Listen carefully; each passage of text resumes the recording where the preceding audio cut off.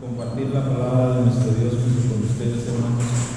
Y vamos a continuar un poco hablando acerca de lo que ya tenemos algunas semanas estudiando con respecto a la historia que nos narra el libro de Esdras. Y quisiera hacer rápidamente un recuento. Y vamos a ir a dos citas bíblicas que no se encuentran en el libro de Esdras, pero que nos dan mucha luz con respecto a la razón por la cual está aconteciendo lo que estamos estudiando en el libro de Esdras. La primera de ellas, quiero que vayamos al libro de Deuteronomio, capítulo 6, versos del 4 al 9. Deuteronomio 6. Y quiero que juntos leamos esta porción de la palabra de nuestro Dios, de los versículos del 4 al 9. La palabra de Dios dice: Oye Israel, Jehová nuestro Dios, Jehová uno es, y amarás a Jehová tu Dios de todo tu corazón y de toda tu alma y con todas tus fuerzas. Y estas palabras que yo te mando hoy estarán sobre tu corazón, y las repetirás a tus hijos, y hablarás de ellas estando en tu casa y andando por el camino, y al acostarte y cuando te levantes. Y las atarás como una señal en tu mano, y estarán como frontales entre tus ojos. Y las escribirás en los postes de tu casa y en tus puertas. ¿De qué está hablando este pasaje, hermanos? ¿Qué entendemos cuando nosotros recordamos este mandamiento que se le fue dado al pueblo de Israel justamente antes de entrar a la tierra prometida? Recordemos un poquito el contexto de este pasaje. El pueblo de Israel años atrás había sido sacado de su esclavitud en la nación egipcia. Ya habían estado vagando durante 40 años en el desierto, y justamente antes de cruzar el Jordán para empezar a tomar la tierra prometida, vuelve a darse de la ley, se le vuelve a entregar la ley en este libro de Deuteronomio, y se le vuelve a recordar algo muy importante que lo leemos en el versículo número 5.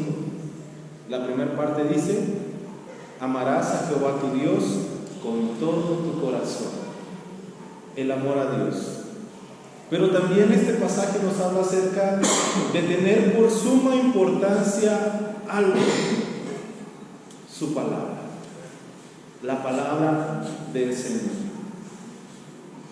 Posteriormente quisiera tomar un poquito de contexto de todo lo que hemos visto, porque la historia que hemos visto es una historia muy importante. Y dentro de esta historia vemos cumplida una promesa muy especial que se encuentra en el libro de Isaías, capítulo 44, verso 28. Vamos a este otro pasaje, Isaías 44,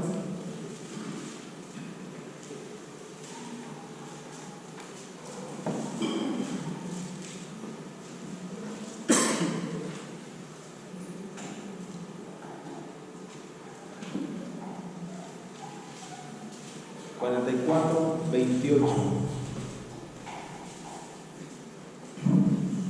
Esta es una profecía que fue dada aproximadamente en el año 688 antes de Cristo. ¿Sí? Dice de la siguiente manera: ¿qué dice de Ciro? Es mi pastor y cumplirá todo lo que yo quiero. Al decir a Jerusalén: serás edificada, y al templo serás fundada. Cuando nosotros vemos el pasaje del contexto del libro de Isaías, pudiéramos hacernos la pregunta: ¿a qué templo se refiere? Ya que en el tiempo de Isaías el templo aún estaba en pie, no había sido destruido. Cuando nosotros vemos la historia, y recordamos que la nación de Israel, después de que cruzó el río Jordán para conquistar la tierra, se estableció a lo largo de toda la tierra prometida. Después estuvieron siendo gobernados por varios jueces que estuvieron en regiones diferentes. Luego el pueblo pidió un rey y Dios puso, ¿a quién puso, hermanos? A Saúl, el rey Saúl, aquel rey que el pueblo había solicitado. Posteriormente, después de tener a Saúl, Dios pone a David, ya que Saúl no fue de su agrado por las intenciones de su corazón, su desobediencia, y el Señor pone al rey David. Después del rey David queda su hijo Salomón. Pero cuando Salomón muere, sucede algo. El reino se divide. De ser una nación grande, próspera, a quien las naciones de sus alrededores venían a pedir consejo a su rey por ser considerado el rey más sabio, sus hijos pelean por la tierra y se dividen. Y se convierten en dos naciones diferentes, la nación de Israel y la nación de Judá. En Judá se queda el templo, un lugar muy importante. ¿Por qué era importante el templo, hermanos? ¿Qué tenía de especial ese lugar? ¿Qué tiene de especial para nosotros este lugar? De entrada, pues es el lugar donde nos reunimos, es donde venimos juntos como iglesia a congregarnos, a aprender más de la palabra de Dios, donde venimos, escuchamos, compartimos cada una de las cosas que suceden en nuestra vida. Adoramos a nuestro Dios juntos, entregamos nuestra ofrenda al Señor, ofrecemos nuestro sacrificio vivo, como dijo el apóstol Pablo. Para el pueblo de Israel, de igual manera, tenía mucha importancia su templo, ya que en su templo eran ofrecidos los sacrificios por el perdón de los pecados. Si no había templo, no había dónde ofrecer los sacrificios por perdón de los pecados. Si no había templo, no había un lugar donde se estuvieran ofreciendo sacrificios de adoración y ofrendas para Dios. Lo que sucedió tiempo después es que cuando Dios levanta a la nación de Asiria, llega, conquista a Israel y se lleva consigo a las 10 tribus que estaban ahí y las dispersa, las riega por todo su imperio. Luego llega Nabucodonosor, rey de Babilonia, con su gran ejército, sitia la ciudad de Jerusalén y se lleva una parte de la población y deja otra pequeña parte, entre ellos el profeta Jeremías. Pero después del sitio a Jerusalén sucede algo. El templo que había construido Salomón fue destruido. Pero el profeta Jeremías dijo algo, que solamente iban a pasar 70 años para que el pueblo de Israel regresara. Y es en ese periodo de esos 70 años después donde empezamos a estudiar hace un par de semanas y vimos cómo Dios cumple su palabra e inicia un proceso de restauración para el pueblo de Israel por medio de Zorobabel, un gobernador. Permite que regresen y empiezan a trabajar en la reconstrucción del templo. Empezaron por lo más importante para ellos, lo que era el vínculo para su relación con Dios. Empezaron a reconstruir el templo. Y nosotros llegamos estuvimos estudiando todavía hace un par de semanas cómo fue que se empezaron a levantar personas que estaban en contra del pueblo judío que estaba reconstruyendo el templo y mandaron cartas inclusive al rey.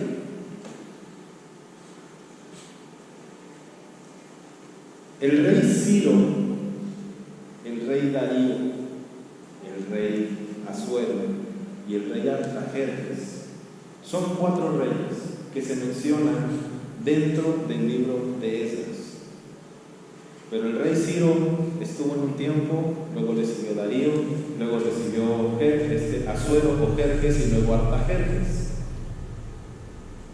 Cuando Ciro manda a Zorobabel, empiezan a construir, sale Ciro, continúa Darío, siguen construyendo y Darío da una orden, que fue con la que nos quedamos en el mensaje hace 2 semanas, de que se le tenía que proveer al pueblo de Israel todo lo que necesitaran hasta concluir la reconstrucción del templo. El templo es terminada su reconstrucción, y esto lo vemos en el capítulo 6 del libro de Esdras, vuelve a su función principal, y posteriormente, en los versículos del 13 al 22 del libro de Esdras, celebran la Pascua en el tiempo de Darío. Pero pasan otros 80 años más, y es en el periodo en el que nosotros vamos a empezar a estudiar en Esdras capítulo 7.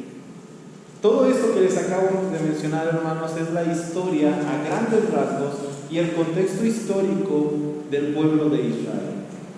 Un pueblo el cual estaba todavía en un proceso de restauración. Y a esto viene una pequeña pregunta. ¿Qué es la restauración? Para nosotros, en nuestro concepto, en nuestra mente, en nuestra vida, ¿qué significa la palabra restauración? No sé quiénes de ustedes han visto tal vez en la televisión programas donde restauran y arreglan casas, restauran carros, que de ser chatarras, de no tener figura de nada, un carro te lo dejan como un carro deportivo de último modelo, lo arreglan de todo a todo. ¿Qué es la restauración de una vida? ¿Qué es nuestra restauración? La restauración es regresar a su función original, algo que dejó de hacer. Eso es la restauración. Y quisiera que oráramos antes de continuar y le pidiéramos al Señor que sea Él el que nos guíe dentro del estudio de este pasaje. Es una historia, es un pasaje corto, pero trae mucha enseñanza para nuestras vidas. Vamos a orar. Bendito Dios, Señor, en esta noche te queremos dar gracias, Padre. Te queremos dar gracias primeramente por lo bueno que eres.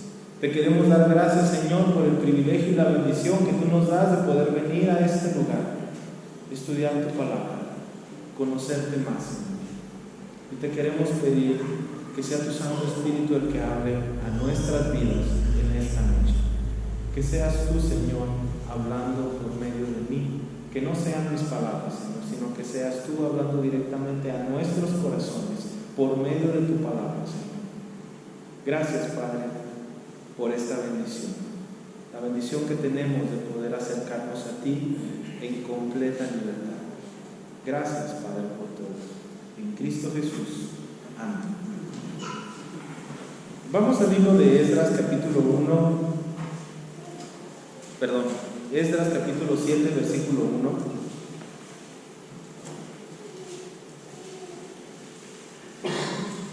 ¿Por qué conté todo lo que conté hace un momento?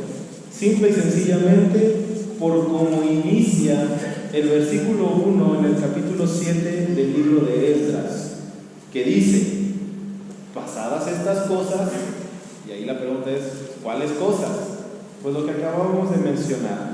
Toda la restauración, todas las órdenes, todos los edictos de parte de los emperadores del imperio de los persas, que mandaron que el pueblo de Israel podía regresar. Pero llegamos hasta el tiempo del rey Artajerjes, porque dice: en el reinado de Artajerjes, rey de Persa, Esdras, es la primera vez que se menciona a Esdras en el libro de Esdras. Hasta el capítulo 7 no se había mencionado a Esdras anteriormente, y es aquí donde sale a relucir. Primeramente, ¿quién era Esdras? Y en los siguientes versículos nos van a dar su genealogía. Recordemos que para el pueblo judío es importante la genealogía porque marca de qué familia pertenece, y en el caso de los sacerdotes y levitas marcaba si podía participar inclusive dentro del servicio del templo. Y dice el versículo 1: Esdras, hijo de Seraías, hijo de Azarías, hijo de Hilcías, hijo de Salum, hijo de Sadoc, hijo de Ahitob, hijo de Amarías, hijo de Azarías, hijo de Mediaot, hijo de Seraías, hijo de Uzi, hijo de Buki, hijo de Abisúa, hijo de Fines, hijo de Eleazar, hijo de Aarón, primer sacerdote. Quiere decir entonces que Esdras era descendiente directo de la sangre de la familia de Aarón y era sacerdote él. Pero quiero que veamos algo muy importante, y este es uno de los versículos principales que quiero que recordemos y veamos el por qué Esdras es importante. Versículo 6 dice: y este Esdras subió de Babilonia, era escriba diligente de la ley de Moisés que Jehová Dios de Israel había dado, y le concedió el rey Artajerjes todo lo que pidió, porque la mano de Jehová su Dios estaba sobre Esdras. Hay dos cosas muy importantes que podemos remarcar de este versículo. La primera es que menciona que Esdras era un escriba diligente, y luego dice más adelante que él había recibido del rey todo lo que pidió por una razón. ¿Qué dice al final del versículo 6? La mano de Jehová su Dios estaba sobre él. La mano de Jehová su Dios estaba sobre él. ¿Qué hacemos, hermanos, cuando queremos que Dios cumpla el deseo de nuestro corazón? ¿En algún momento hemos tenido algún deseo, alguna petición? Yo creo que sí, en muchas ocasiones. Pero la pregunta es, ¿qué hacemos? ¿Cómo está nuestra vida? ¿Cómo está nuestra relación y nuestro servicio hacia el Señor? En el caso de Esdras, él era un escriba diligente. Y recordemos la labor del escriba. El escriba tomaba una carta, un libro, un pergamino o rollo, y empezaba a escribir una copia fiel de lo que estaba leyendo. Si llegaba un punto en el que se equivocara, tomaba la copia que tenía el error, la quemaba y volvía a empezar a escribir. Eso hacían los escribas. Y en este caso, Esdras era uno de los encargados de poder estar escribiendo la ley que Dios le había entregado al pueblo de Israel. Continúa en el versículo 7 y dice: y con él subieron a Jerusalén algunos de los hijos de Israel y de los sacerdotes levitas, cantores, porteros y sirvientes del templo en el 7º año del rey Artajerjes. Y llegó a Jerusalén en el mes 5 del año 7 del rey, porque el día 1 del primer mes fue el principio de la partida de Babilonia, y el 1 del mes 5 llegó a Jerusalén, estando con él la buena mano de Dios. ¿Cuánto tiempo le tomó a Esdras llegar de Babilonia a Jerusalén? 5 meses. No era un viaje de 2 horas. No era nada más ir al aeropuerto, esperar a que saliera el vuelo y llegar. No era ir a la terminal de camiones, esperar la corrida de la siguiente hora y esperar llegar a su destino. 5 meses. 5 meses estuvo él junto con todos los sacerdotes, levitas, cantores, porteros y sirvientes en camino hasta llegar a Jerusalén. Pero vuelve a marcar algo muy importante. ¿Qué estaba con él? La buena mano de Dios. La buena mano de Dios estaba con Esdras. Y el versículo 10 nos vuelve a dar la razón del por qué la buena mano de Dios estaba con él. Dice el versículo 10, porque Esdras había preparado su corazón para inquirir la ley de Jehová y para cumplirla y para enseñar en Israel sus estatutos y decretos. ¿Qué es inquirir? ¿Alguien sabe qué es inquirir? ¿Es algo bueno o es algo malo? Definámoslo primero. ¿Es bueno? Es algo bueno, pero ¿qué es? ¿Alguno de nosotros ha propuesto en su corazón inquirir la ley de Jehová? Es estudiar. Pero es estudiar cuidadosamente. Lo que comúnmente se nos ordena en el Nuevo Testamento cuando dice escudriñar las sagradas escrituras. Esdras era alguien que se preocupaba por conocer más de Dios, que se preocupaba por tener una buena relación con Dios, y no solamente llenaba su cabeza de conocimiento, porque dice, y para cumplirla. Era alguien que estudiaba y le gustaba poner en práctica, y no solamente eso, sino que también enseñaba a otros. ¿Por qué nos acercamos a la palabra de Dios, hermanos? ¿Con qué propósito? ¿Por qué está aquí? Pudiendo estar en su casa, lejos del río, en su cama, con una cobijita, un cafecito, un chocolate. ¿Por qué estamos aquí? Pudiera haber muchas respuestas. Los niños pudieran decir, pues yo estoy aquí porque mis papás me trajeron, yo no quería venir. Yo no sé, pero cuando yo era niño, en más de alguna ocasión, me tocó ser de esos, de los que estaban ahí porque me habían llevado, no porque yo quería ir. ¿Por qué estamos aquí? ¿Cuál es el propósito que nosotros tenemos al estudiar la palabra de Dios? ¿Cuál es el propósito que nosotros nos trazamos cuando decidimos venir a este lugar? ¿Qué queremos? ¿Qué buscamos? ¿Qué esperamos que Dios haga en nuestras vidas? ¿Con qué propósito lo hacemos? Porque no tenemos otra cosa que hacer. Esdras buscaba diligentemente la palabra de Dios y buscaba cumplirla porque él quería agradar a Dios. ¿Con qué propósito lo hacemos nosotros? Porque parte de ese propósito era cumplirla y enseñarle a otras personas los decretos y los estatutos del Señor.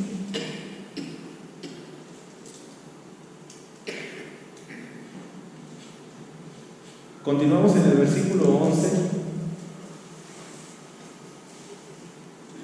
Dice, esta es la copia de la carta que dio el rey Artajerjes al sacerdote Esdras, escriba versado en los mandamientos de Jehová y en sus estatutos a Israel. Quiere decir que era alguien que estaba completamente preparado y que entendía y conocía perfectamente la ley de Dios. Y vamos a separar esta carta en 8 partes. 8 acciones que el rey Artajerjes le manda a Esdras que tiene que hacer. Son 8 cosas, pero son muy sencillas. Dice de la siguiente manera: Artajerjes, rey de reyes, a Esdras, sacerdote y escriba erudito en la ley del Dios del cielo. Paz. Por mí es dada orden que todo aquel en mi reino, del pueblo de Israel y de sus sacerdotes y levitas, que quiera ir contigo a Jerusalén, vaya. Esa es la primera orden. Todo aquel que pertenece al pueblo de Israel, que quiera regresar a Jerusalén, que tenga en su corazón el volver, la primera orden es, vaya. Es libre. Dios había prometido muchos años atrás que el pueblo regresaría, que podría tener la oportunidad de volver a ofrecer sacrificios, de volver a ofrecer ofrenda, de ir al lugar de adoración juntos nuevamente.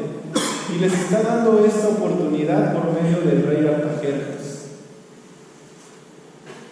Y luego menciona, porque de parte del rey y de sus 7 consejeros eres. Y le empieza a dar ciertos cargos específicos a ellas. El primero dice, eres enviado a visitar Judea y a Jerusalén conforme a la ley de tu Dios que está en tu mano. Esa es la primera orden que le da. La segunda es, y a llevar la plata y el oro que el rey y sus consejeros voluntariamente ofrecen al Dios de Israel, cuya morada está en Jerusalén. El rey Artajerjes estaba consciente de quién era Dios, de quién es Dios. Él no quería tener problemas con Dios. Él estaba consciente y estaba ofreciendo junto con sus consejeros de manera voluntaria ofrendas en plata y oro, que después va a dar una instrucción específica qué hacer con todo ese plata y oro. La tercera cosa dice, y toda la plata y el oro que hayas en la provincia de Babilonia, con las ofrendas voluntarias del pueblo y de los sacerdotes que voluntariamente ofrecieren para la casa de su Dios, la cual está en Jerusalén. Entonces, van 3 cosas que tiene que hacer. Lo primero es, tiene que ir a Judea y a Jerusalén. Lo segundo, llevar la plata y el oro del rey y sus consejeros. Y lo tercero, la plata y el oro de la provincia de Babilonia, de todos los sacerdotes que se encontraban ahí. Si el sacerdote no iba a poder ir a presentar su ofrenda, iba a entregarle a Esdras el oro y la plata para que él presentara la ofrenda. Y menciona aquí qué es lo que se iba a hacer. La siguiente orden es, comprarás pues diligentemente con este dinero becerros, carneros y corderos, con sus ofrendas y sus libaciones, y las ofrecerás sobre el altar de la casa de vuestro Dios, la cual está en Jerusalén.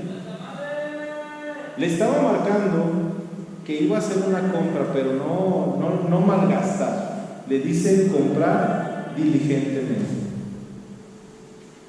Continúa en el versículo 18, y lo que a ti y a tus hermanos os parezca hacer con la otra plata y oro, hacedlo conforme a la voluntad de vuestro Dios. La siguiente orden es, los utensilios que te son entregados para el servicio de la casa de tu Dios, los restituirás delante de Dios en Jerusalén. Todo lo que se requiere para la casa de tu Dios que te sea necesario dar, lo darás de la casa de los tesoros del rey. Versículo 6, perdón, el sexto mandato, versículo 21. Y por mí, Artajerjes rey, es dada orden a todos los tesoreros que están al otro lado del río, que todo lo que pide el sacerdote Esdras, escriba de la ley de Dios, se le conceda prontamente. Y marca unas medidas que se le tienen que ser entregadas, hasta 100 talentos de plata, 100 coros de trigo, 100 batos de vino, 100 batos de aceite y sal sin medir. Todo lo que es mandado por el Dios del cielo sea hecho prontamente para la casa del Dios del cielo. Pues, ¿por qué habría de ser su ira contra el reino del rey y de sus hijos?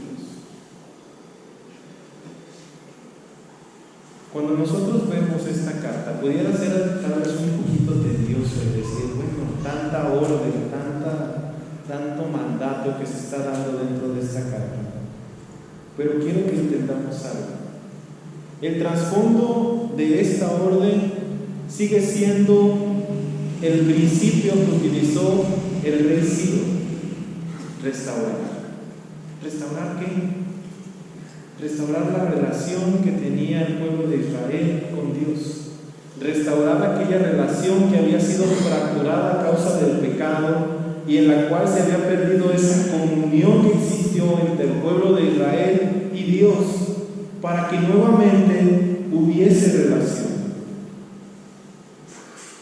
En el versículo 25 dice: y tú, Esdras, conforme a la sabiduría que tienes de tu Dios, Pon jueces, gobernadores que gobiernen a todo el pueblo que está al otro lado del río, a todos los que conocen las leyes de tu Dios, y a los que conocen, y a los que no las conocen, las enseñarás.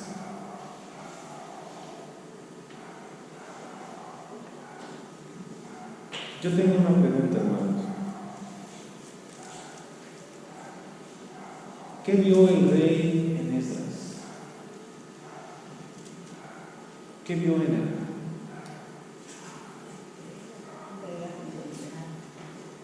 Vio dedicación, entrega, fidelidad.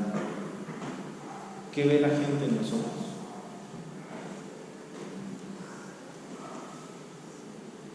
Hermanos, estamos próximos a entrar a un proceso, juntos como iglesia. Un proceso en el cual muchos ya nos hemos anotado. Ya están nuestros nombres escritos porque vamos a iniciar estudios bíblicos en comunidad. ¿Pero de qué se trata eso?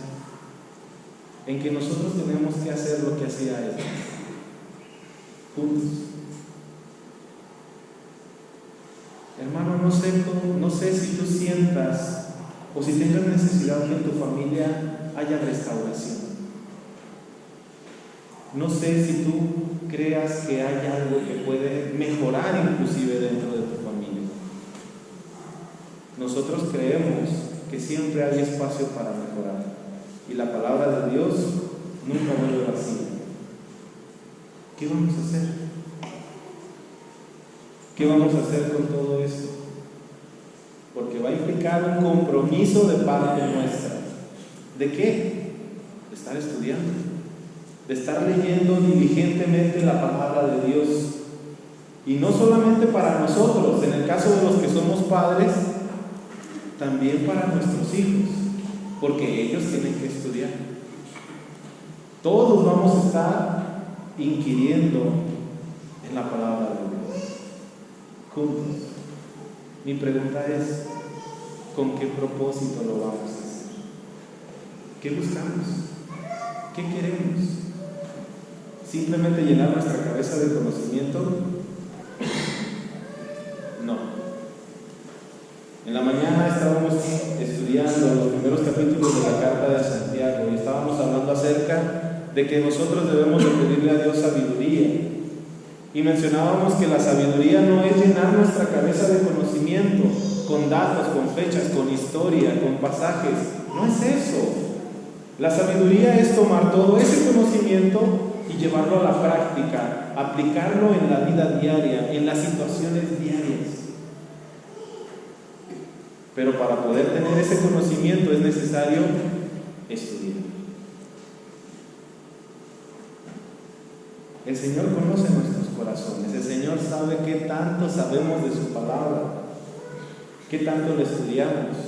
Si la leemos diariamente, cada 2 días, cada 3 días, o la leemos definitivamente cada vez que hay una lectura cuando venimos a la iglesia. El Señor sabe. Y volvemos a la pregunta principal es ¿por qué? ¿Para qué? ¿Con qué propósito? ¿Qué estamos buscando? ¿Qué necesitamos? Porque si estamos buscando una respuesta, primero necesitamos saber qué solución estamos tratando de encontrar. Yo no sé, hermanos, si tú creas que tu relación está perfecta al 100 con Dios.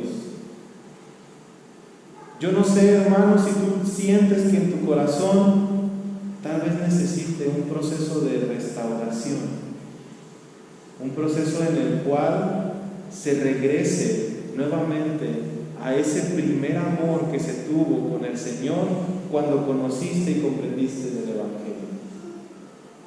¿Recordamos ese primer amor? ¿Recordamos esa emoción, esa sed de querer estudiar la palabra? Que no sea una carga, sino que sea algo que lo estemos buscando con diligencia. A mí me sorprende mucho la respuesta de Esdras al ver lo que el rey le estaba diciendo en la carta que le está mandando. Su respuesta son los últimos 2 versículos. Ahí está hablando Esdras de una manera personal, ya no es una tercera persona relatando.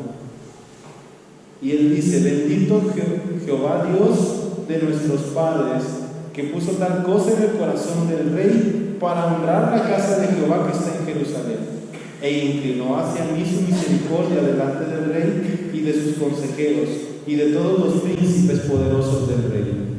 Y yo, fortalecido por la mano de mi Dios sobre mí, reuní a los principales de Israel para que subiesen conmigo.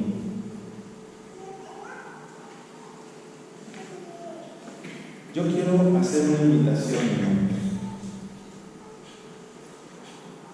Yo te quiero invitar el día de hoy a que seas instrumento junto conmigo, a que seamos instrumentos dispuestos para que Dios trabaje en la restauración de nuestras familias. Así como Esdras fue un instrumento dispuesto, al igual que Zorobabel, al igual que Nehemías, que incluso los reyes Ciro, Darío y el mismo Artajerjes estuvieron dispuestos, nosotros tengamos esa disposición. Que estemos dispuestos, ya había mencionado el pastor a principios de año, a pelear por nuestra familia. Porque el tiempo no es fácil, no son tiempos fáciles. Y que estemos dispuestos sobre todo a estudiar la palabra de Dios y a ponerla en práctica en nuestros hogares. Yo te quiero hacer esa invitación. Yo le he pedido al Señor que me dé fuerza, que me dé sabiduría para poder cumplir con ese propósito. Yo te quiero invitar a que te unas a mí y que juntos como iglesia podamos disponernos para que el Señor transforme nuestras vidas. Hay necesidad afuera, sí, también hay necesidad adentro. Y si queremos crecer, si queremos llegar a más gente, si queremos continuar propagando el Evangelio del Señor, necesitamos que el Señor primero restaure también nuestras vidas. Y esa es la invitación que yo te quiero hacer, a que seamos parte de este proceso de restauración por medio del estudio de la palabra de nuestro Dios, poniéndola en práctica. Hermano, yo te invito a que inclines tu rostro, cierres tus ojos.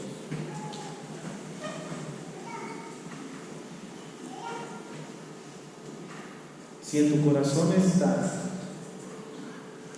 el hacer este compromiso firme y fiel al Señor, no con el pastor, no con el encargado de enseñanza, no con los líderes, con las comisiones, no es con ellos, es con Dios.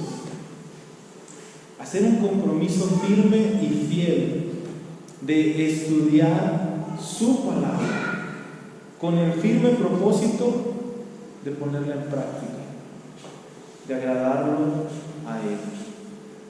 Si tienes tú ese deseo en tu corazón, hermano, te invito a que te pongas en pie y que juntos oremos haciendo ese compromiso con el Señor.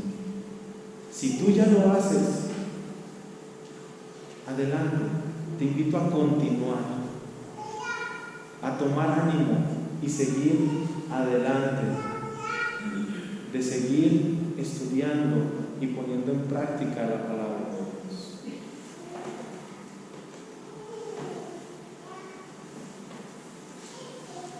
Te invito a que te pongas en pie y hagamos esa oración juntos, si quieres hacer ese compromiso con el Señor. Bendito Dios, te damos muchas gracias, Padre. Gracias, Señor, porque tú eres bueno. Gracias, Señor, por tu palabra.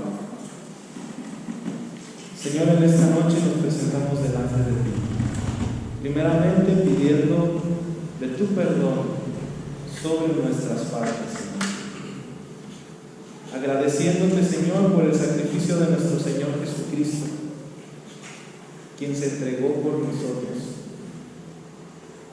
Suplicándote, Señor, que sea tu Santo Espíritu el que nos guíe todos los días, el que nos anime todos los días, a fin de que podamos buscarte por medio de tu palabra, Señor, con el propósito de conocerte más y de poner en práctica tu palabra, Señor. Ayúdanos, Señor, como iglesia. Ayúdanos a comprometernos contigo, Señor, en este proceso de restauración de nuestras familias, Señor. Que obres, Señor, por medio de tu palabra. Que seas tú, Señor, el que nos guíe en este proceso.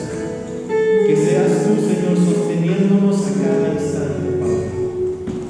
Te queremos suplicar, Señor, y nos ponemos en tus manos, porque sabemos, Padre, que tú estás con nosotros. Queremos ser fieles a ti.